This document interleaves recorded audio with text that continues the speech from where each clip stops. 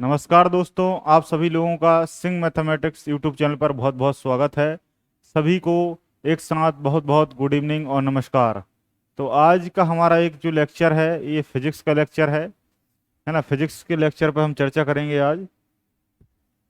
Sir ने कहा कि एक छोटा सा फिजिक्स का लेक्चर और बना दीजिए, तो आज फिजिक्स का एक छोटा सा और इंटरेस्टिंग और सबसे इम्पोर्टेंट लेक्चर।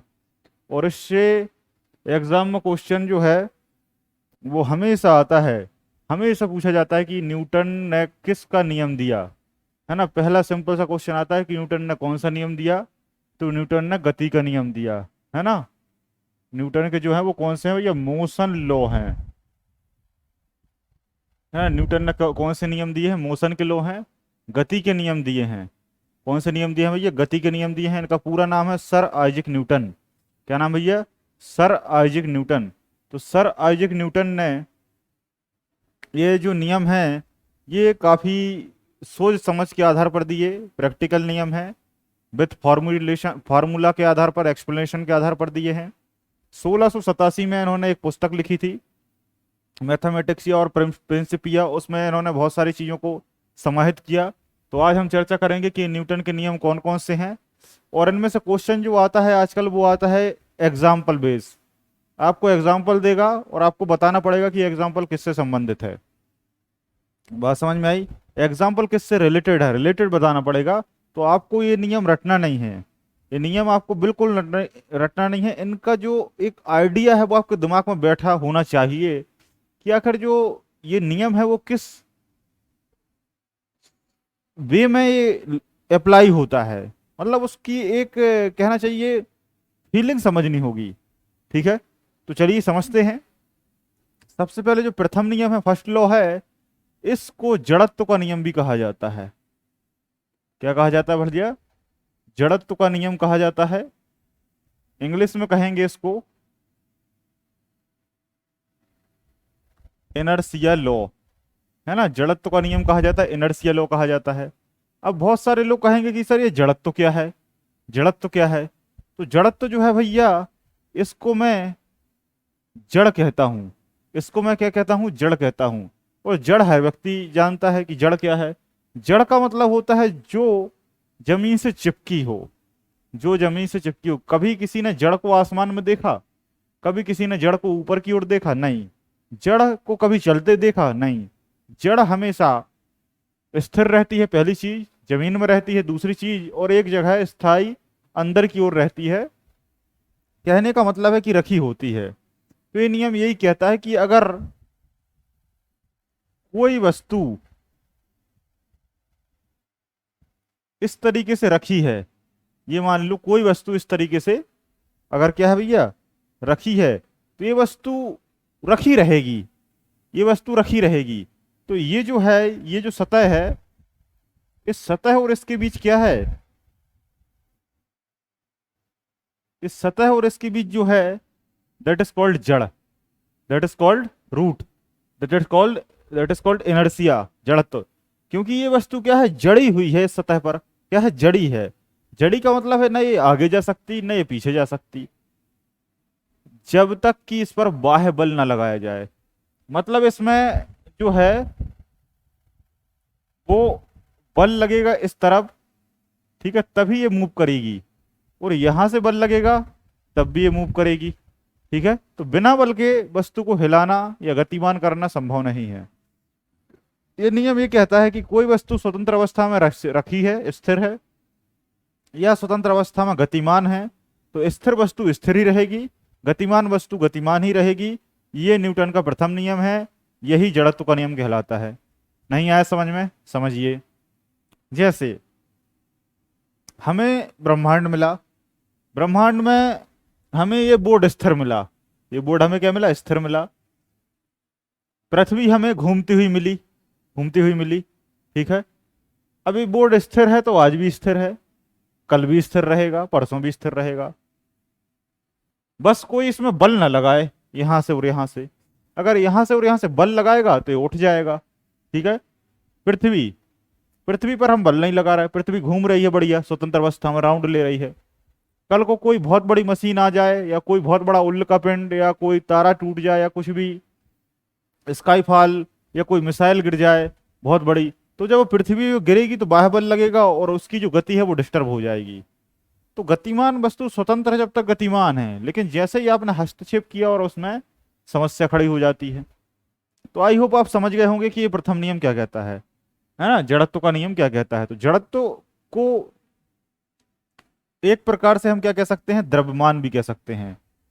ये द्रव्यमान पर निर्भर करता है। द्रव्यमान आपको समझ में नहीं आएगा तो आप द्रव्यमान को वजन समझिए। एक्चुअल में वजन होता नहीं है द्रव्यमान, एक्चुअल में वजन नहीं होता द्रव्यमान, लेकिन आप समझ सकते हैं। लेकिन आप क्या ये समझ सकते हैं कि द्रव्यमान वजन होता है। कारण क्या है कि अगर आप द्रव्यमान को बढ़ाएंगे, अगर आप वजन को बढ़ाएंगे तो ऑटोमेटिकली जो जड़त्व है ये भी बढ़ेगा। क्यों बढ़ेगा भैया? मान लो ये छोटी वस्तु थी, ये बड़ी वस्तु थी, तो इसका वजन ज्यादा था, तो यहाँ ये ज्यादा जड़ी है। फिर मैंने एक छोटी सी वस्तु ली, ठीक है, इसका वजन कम होगा, इसका द्रव्यमान कम होगा, तो इसका जड़त्व भी कम होगा। अब सर आप कहेंगे कि सर हम कैसे समझें?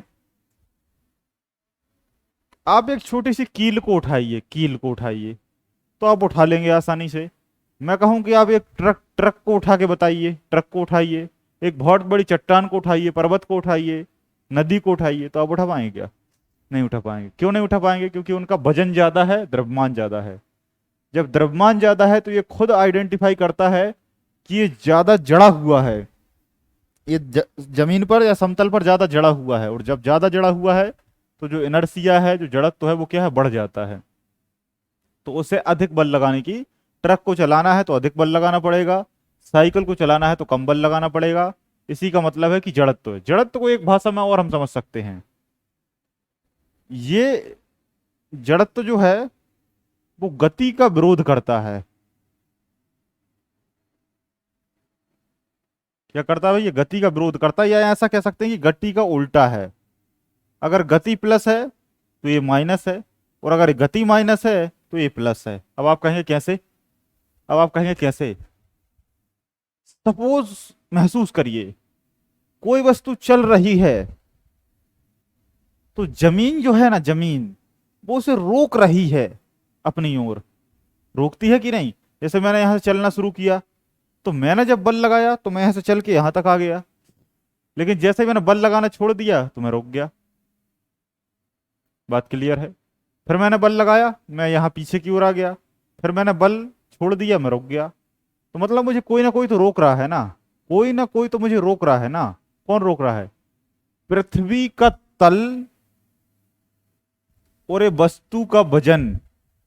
ये वजन इसका जो है ना, जो वेट है, जो द्रव्यमान है, जो एम है, वो और इसका तल, इसके बीच जो इंटरेक्शन है वो इसको रोकने का काम करता है। ये नियम है पृथ्वी में। अब ये कहाँ से आया, कैसे आया, इस पर भी हम चर्चा करेंगे केमिस्ट्री में, लेकिन ये है।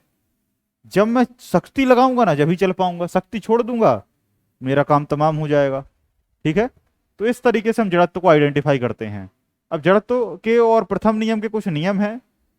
सबसे पहले है कि बस में जब यात्री, बस जब चलती है, बस जब चलती है तो यात्री हिलता है। बस जब आगे की ओर चलेगी यात्री पीछे की ओर हो जाएगा। बस जब आगे की ओर चलेगी यात्री पीछे की ओर हो जाएगा। जब पीछे की ओर आएगी तो आगे की ओर आ जाएगा। बस जब इस तरफ मुड़ेगी तो आप इस तरफ चले जाएंगे, बस जब इस तरफ मुड़ेगी तो आप इस तरफ चले जाएंगे। ऐसा क्यों होता है? ऐसा जड़त्व के कारण होता है।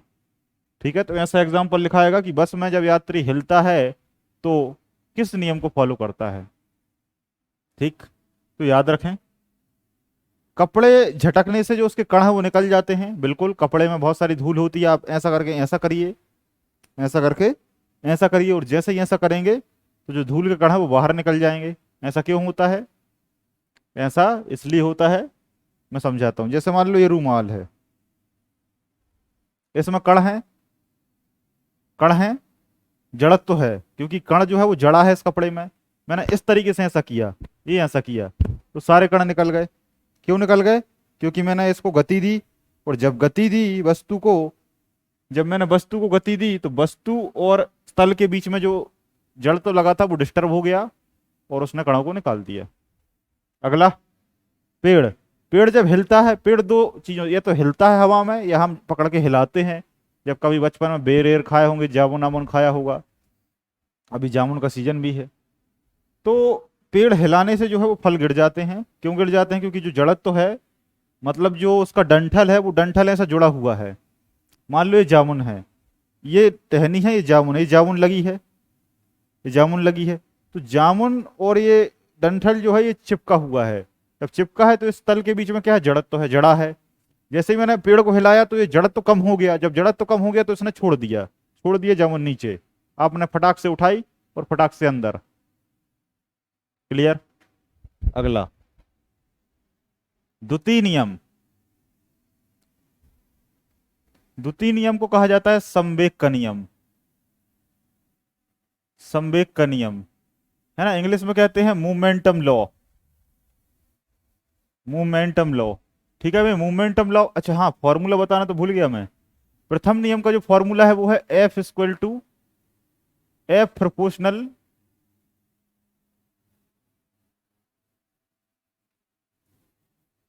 एफ इक्वल टू एम ए।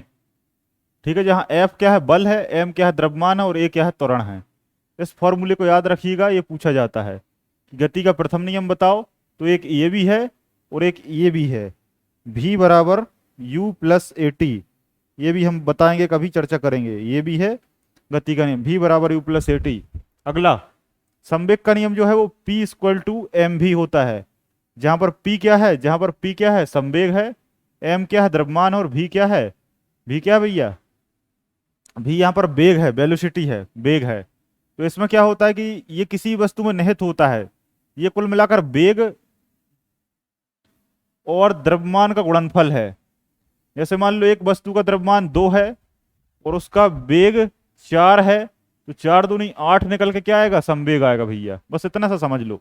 जैसे मान लो ये पेन है, ये पेन है, ये पेन मैंने यहां से फेंका, यहां से फेंका, तो इसमें वेग आया कितना? 4। और इसका वजन पहले से क्या था? 2। दोनों का जब गुणा कर दोगे तो क्या मिल जाएगा? संवेग मिल जाएगा। क्लियर? आपकी साइकिल का वजन है मान लो 10, साइकिल का वजन मान लो क्या है भैया? 10 किलोग्राम। आपने साइकिल को अच्छा 50 की स्पीड तक भगाया भगाया, तो उसमें क्या आई? गति आई, वेग आया। तो भैया वेग मान लो, वेग कितना? 50 आया, 10 ग्राम के वजन था, 10 पना 50, 500। 500 जो निकल के आया, मतलब गुणा जब आप करोगे ना, गुणा जब आप करोगे वेग और उसके द्रव्यमान का, तो आपको निकल कर आएगा क्या? संवेग। संवेग को द्वितीय नियम कहते हैं, याद रखिएगा। एग्जाम्पल याद रखना है। पहला एग्जाम्पल है, जब बॉल कैच करता है कीपर, कभी कभी कीपर लिखा रहता है, कीपर जब बॉल को कैच करता है तो क्या होता है? तो कैच कर लेता है ना, तो कैच कर कर वो हाथ को पीछे ले जाता है। पीछे इसलिए ले जाता है ताकि संवेग उसका कम हो सके और आपको आघात ना लगे। आघात मतलब चोट ना लगे, है ना। महेंद्र सिंह धोनी, MS धोनी, MS धोनी जो विकेट कीपर है, वो विकेट कीपर को बॉल पकड़ के ऐसे करते हैं, बॉल पकड़ के ऐसे करते हैं। हर एक कैचर कैच लेके, कैच ऐसा लेता है कोई? कैच ऐसा खड़ा है, खड़ा ही है वो, ऐसा कैच लेता है? नहीं, बॉल आएगी, ऐसा हाथ करेगा और ऐसा करेगा, ऐसे खींच लेगा। तो उसका जो संवेग होता है ना, इन दोनों का गुणा, वो कम हो जाता है, और कम हो जाता है तो आपको आघात नहीं लगता। तो बॉल कैच करते समय हाथ को पीछे ले जाना। और दूसरा रॉकेट का चलना। रॉकेट का जो चलना है वो यही थ्योरी। देखो जो रॉकेट है ना, रॉकेट जो है वो तीनों सिद्धांत पर काम करता है। ये बात आपने आज पहली बार सुनी होगी। रॉकेट जो है वो तीनों सिद्धांत पर काम करता है। रॉकेट जो है वो तीनों सिद्धांत पर काम करता है। पूछो कैसे? रॉकेट में द्रव्यमान भी है और त्वरण भी है, तो ये पहला नियम बन गया। रॉकेट में संवेग भी है, द्रव्यमान भी है और वेग भी है, ये दूसरा नियम बन गया। रॉकेट में बल भी लग रहा है और एक उल्टा बल भी लग रहा है, तो ये तीसरा नियम बन गया। ठीक है, तो कहने का अर्थ ये है कि जो रॉकेट है वो तीनों सिद्धांत पर काम करता है। लेकिन लेकिन लेकिन लेकिन जो मेनली है ना, सबसे मेन सबसे जो मेन है वो है रॉकेट का चलना। तो रॉकेट जिस सिद्धांत पर काम करता है, अगर आपसे पूछे कि भैया रॉकेट की थ्योरी कौन सी है, रॉकेट का सिद्धांत कौन सा है, तब आप बताएंगे संवेग का सिद्धांत, द्वितीय नियम। ठीक है, द्वितीय नियम, क्योंकि उसमें जो ईंधन भरा होता है तो उस ईंधन का कुछ ना कुछ वजन होता है और वो किसी न किसी वेग से बाहर निकलता है धुआं बनकर। उसमें जो भी ईंधन भरा होता है, जो भी पेट्रोल वगैरह होता है, उसमें पेट्रोल में क्या है, वो एथेनॉल की मात्रा ज़्यादा होती है। तो वो एथेनॉल मास है, और मास जब है वो वेग के आधार पर बाहर निकलता है। मास पहले लिक्विड है, लिक्विड के बाद वो धुआं के फॉर्म में जब बाहर रॉकेट देखा है ना, रॉकेट जब जाता है तो पीछे पीछे धुआं छोड़ देता है। तो रॉकेट उसमें भरा था, निकला क्या? धुआं। रॉकेट में भरा था द्रव्यमान, भरा निकला धुआं। निकला वेग से, बड़ा एम था इक्वल टू पी, द्रव्यमान संवेग। तो संवेग के सिद्धांत पे वो काम करता है, संवेग के सिद्धांत पे वो काम करता है। लेकिन लेकिन अगर आपसे पूछे रॉकेट का बढ़ना, रॉकेट का बढ़ना, आगे बढ़ना, ये बड़ा सिस्टम वाला कॉन्सेप्ट है। अगर रॉकेट का आगे बढ़ना पूछे तो ये थर्ड लॉ है, ये थर्ड लॉ है। अब आप कहेंगे सर कैसे? समझाता हूं, समझाता हूं। रॉकेट जो है, ये आप जानते हैं कि जो तृतीय नियम, पहले तृतीय नियम समझो। तृतीय नियम क्या कहता है? तृतीय नियम जो है, इसको हिंदी में कहते हैं क्रिया प्रतिक्रिया लॉ। क्रिया प्रतिक्रिया, रिएक्शन अपोजिट रिएक्शन लॉ। ये जो रिएक्शन लॉ है, इसमें क्या है कि मान लो कोई वस्तु आपने फेंकी, तो जिस बल से आपने फेंकी वो उसी बल से क्या है, वापस आएगी। ठीक। न्यूटन चाचा क्या कहते हैं? न्यूटन चाचा कहते हैं कि जिस बल से आप बॉल फेंकेंगे वो दीवार में टकरा के उसी स्पीड से आएगी। जैसा काम करोगे वैसा ही काम कल आपको मिलेगा। जिस व्यक्ति से जैसे बात करोगे वैसे ही प्यार से वो आपसे बात करेगा। आप किसी से अच्छे से बोलोगे तो वो आपसे अच्छे से बोलेगा। अगर आप किसी को गाली दोगे तो वो भी आपको गरेया देगा, गाली दे देगा। समझ रहे हो बात के लिए? जैसा बीज बोओगे वैसा बीज कल पाओगे। ठीक है। तो ये हमारे सामाजिक बातें हैं।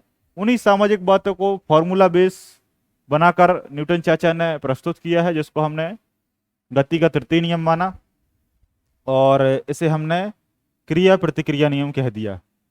तो इसका फॉर्मूला जो है वो ये है कि एफ वस्तु, एफ अगर बल लगाओगे आप किसी भी दिशा में तो वो लौट कर आएगा। ये आपने प्लस लगाया है तो माइनस के फॉर्म में लौट कर आएगा। ठीक है, उल्टा रिटर्न। ये यहां से दिया और यहां से रिटर्न हुआ।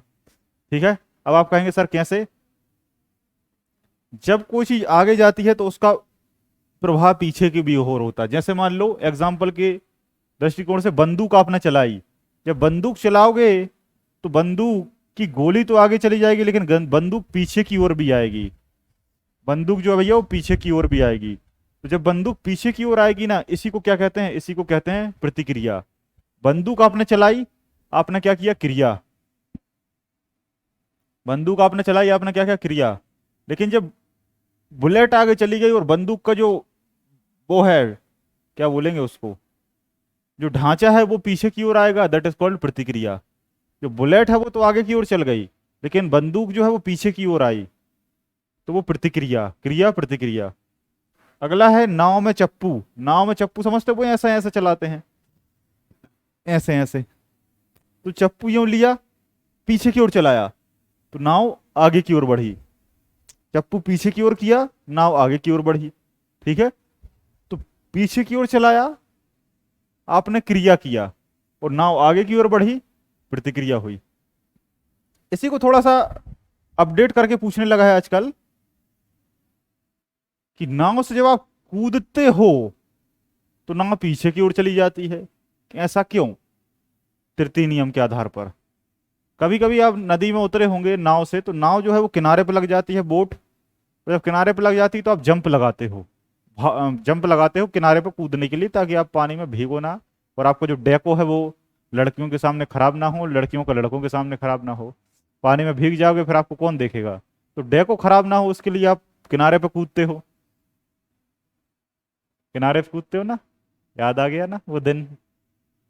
तो जब कूदते हो, मेले वेले में ऐसा अधिकांश तौर पर होता है। अब हम कूदते हैं आगे तो नाव चली जाती है पीछे की ओर। तो आगे आप गए, आपने क्रिया किया और नाव पीछे की ओर गई, आपकी प्रतिक्रिया मिली उसको। एक और कॉन्सेप्ट आ गया है, बस मोड़ पे ऐसी मुड़ती है, आप ऐसे जाते हो। बस ऐसी मुड़ती है, आप ऐसे जाते हो। बस ने ऐसी क्रिया की, आप पे ऐसी प्रतिक्रिया हुई। बस यहां मुड़ती है, आप यहां जाते हो। क्लियर? Got it? तो वो भी आप पुट कर लेना। तीसरा है रॉकेट का आगे बढ़ना।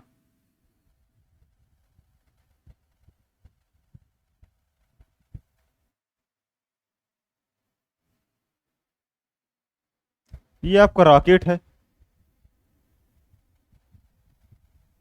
रॉकेट में यहां ईंधन भरा है। जब ईंधन यहां भरा है, ठीक है, तो भरा है, इंजन चालू हुआ, ये ईंधन यहां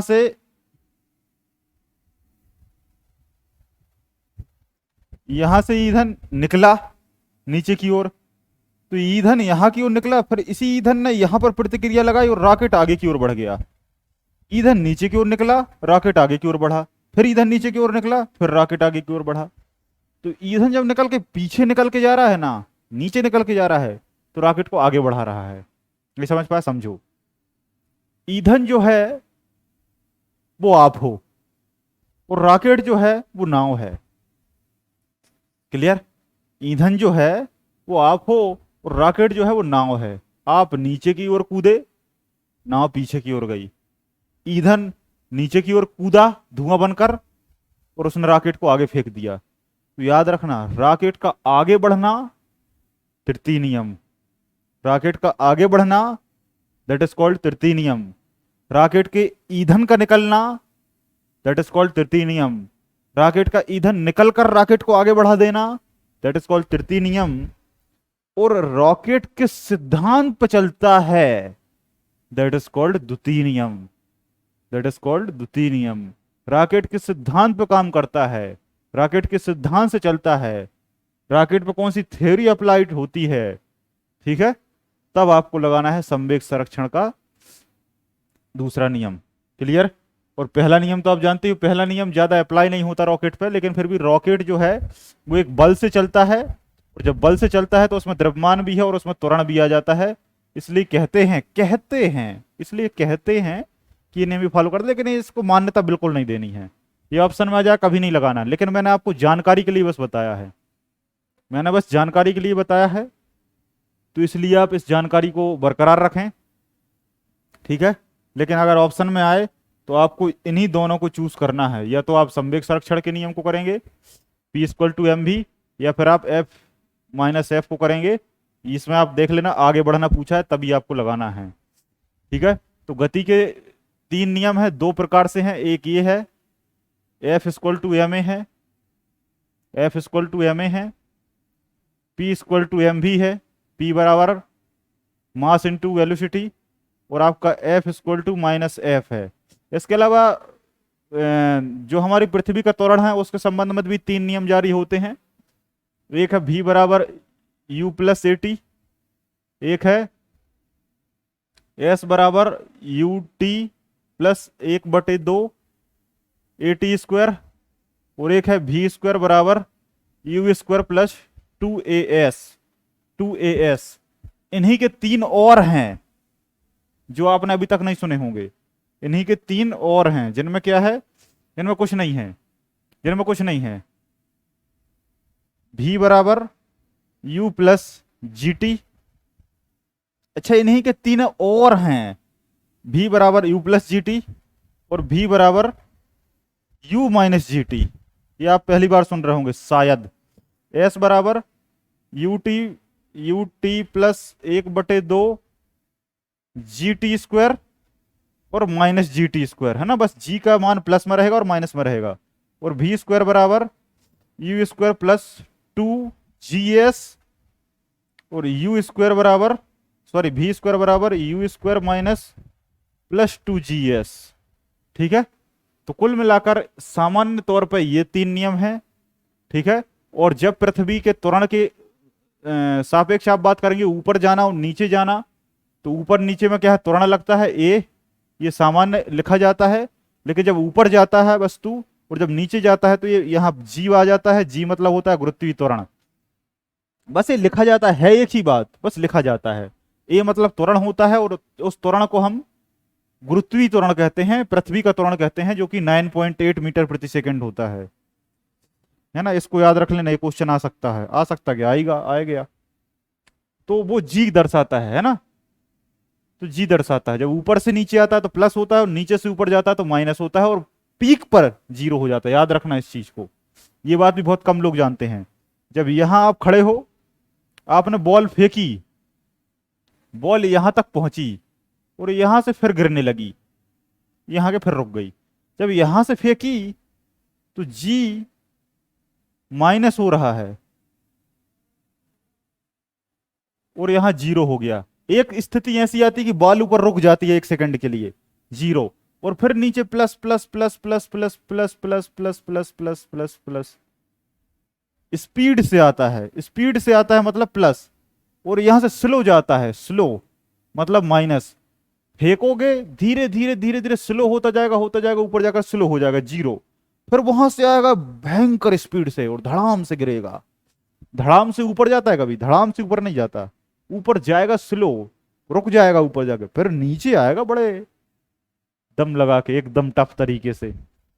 ठीक है भैया, तो यहाँ पर मैंने आपको ये सब समझाने की कोशिश की, तो आप लोगों को आई होप बहुत अच्छे तरीके से समझ में आ गया होगा। तो सेशन कैसा लगा?